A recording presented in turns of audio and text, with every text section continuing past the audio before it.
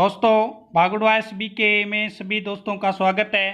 आज हम अपना टॉपिक राष्ट्रीय उद्यान को लेकर शुरू कर रहे हैं। राष्ट्रीय उद्यान क्या होते हैं, कब से इसके बारे में भारत के अंदर व्याख्या की गई। तो वन्य जीव संरक्षण अधिनियम 1972 किसी समृद्ध जैव विविधता वाले प्राकृतिक पारिस्थितिकी तंत्र को राष्ट्रीय उद्यान घोषित करने की शक्ति राज्य को दी जाती है। कि राष्ट्रीय उद्यान क्या होते हैं, ये सबसे पहले हमारा जो भारत में वन्य संरक्षण अधिनियम 1972 है, उसके तहत समृद्ध जैव विविधता वाले जो प्राकृतिक पारिस्थितिकी तंत्र है, उनको राष्ट्रीय उद्यान घोषित करने की शक्ति राज्य को दी जाती है। जो क्षेत्र पारिस्थितिकी जैव जंतुओं, वनस्पति, भू आकृतिक एवं जलीय महत्व के हैं और उनका संरक्षण किया जाना अत्यंत आवश्यक है, उन्हें राष्ट्रीय उद्यान घोषित करते हैं। राष्ट्रीय उद्यान कौन से होते हैं? जो पारिस्थितिकी जीव जंतु, वनस्पति, भू आकृतिक, जलीय महत्व के होते हैं और उनका संरक्षण करना बहुत ही अत्यंत आवश्यक होते हैं, उन्हें हम राष्ट्रीय उद्यान घोषित करते हैं। राष्ट्रीय उद्यान घोषित किए गए में जंतुओं का शिकार प्रतिबंध होता है। मतलब राष्ट्रीय उद्यान अगर किसी क्षेत्र को घोषित कर दिया है तो वह जंतुओं का शिकार नहीं किया जा सकता।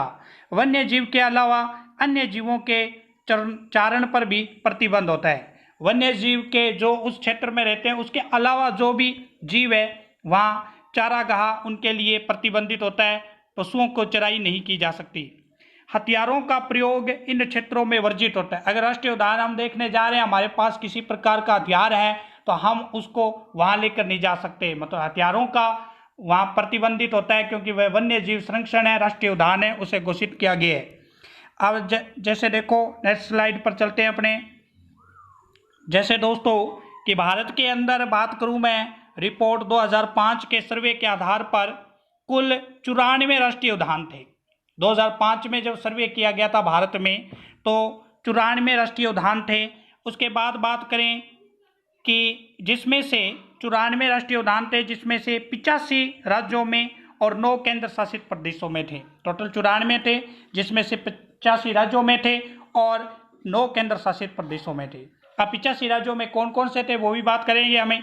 और 2019 की राष्ट्रीय रिपोर्ट की बात करें तो कुल जो हमारे राष्ट्रीय उद्यान है वो निम्न प्रकार है, जो हम बारी बारी 1 बाय 1 देखेंगे कि कौन से हैं। आज जिन राष्ट्रीय उद्यान की बात कर रहा हूँ मैं, जम्मू कश्मीर के अंदर टोटल 4 राष्ट्रीय उद्यान है। दाचिंगम पहला राष्ट्रीय उद्यान है, दाचिंगम। दूसरा है सलीम अली, तीसरा है किश्तवाड़ और चौथा है हेमिस हाई। प्रत्येक राष्ट्रीय उद्यान की कुछ ना कुछ मुख्य विशेषता होगी, उसके बारे में भी जिक्र करेंगे। दाचिंगम राष्ट्रीय उद्यान, सलीम अली, किश्तवाड़, हेमिस, ये चारों जम्मू कश्मीर में है। दाचिंगम क्या है? एकमात्र क्षेत्र जहां कश्मीरी टेक पाए जाते हैं। सीधा क्वेश्चन पुट किया जाएगा कि भारत का कौन सा राष्ट्रीय उद्यान है जहां कश्मीरी टेक पाए जाते हैं, तो उसका उदाहरण होगा दाचिंगम, जम्मू कश्मीर में। हेमिस हाई या हेमिस नेशनल पार्क बोलते हैं इसको। भारत का सबसे बड़ा राष्ट्रीय उद्यान कौन सा है? Hemis high, Hemis national park.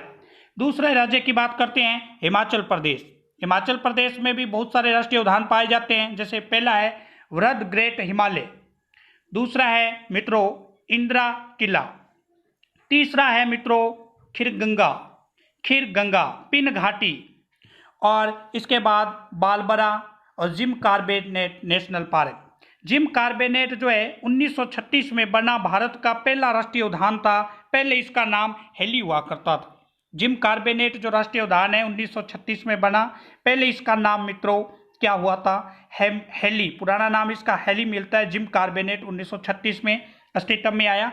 Uttarakhand में भी देवों की भूमि, जहाँ पर बद्रीनाथ, केदारनाथ, ये सारे जो देवों की भूमि स्थल है, वहाँ तो वन्य जीव संरक्षण के लिए राष्ट्रीय उद्यान होंगे। गंगोत्री पहला है, गंगोत्री।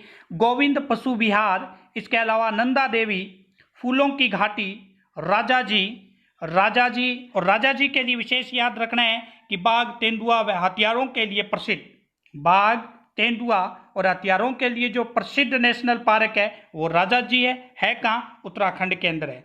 तो मित्रों गंगोत्री, गोविंद पशु विहार, नंदा देवी, फूलों की घाटी, राजाजी, ये नेशनल पार्क कहाँ है? उत्तराखंड में। हरियाणा के अंदर 2 नेशनल पार्क है, कालेसर और सुल्तान। खासतौर पर सुल्तान को ध्यान रखना है। सुल्तानपुर जो नेशनल पार्क है वो हरियाणा में है। इसके अलावा और कौन से नेशनल पार्क बचे हैं उसके बारे में हम अगली स्लाइड में जिक्र करेंगे। तब तक के लिए धन्यवाद। थैंक्स।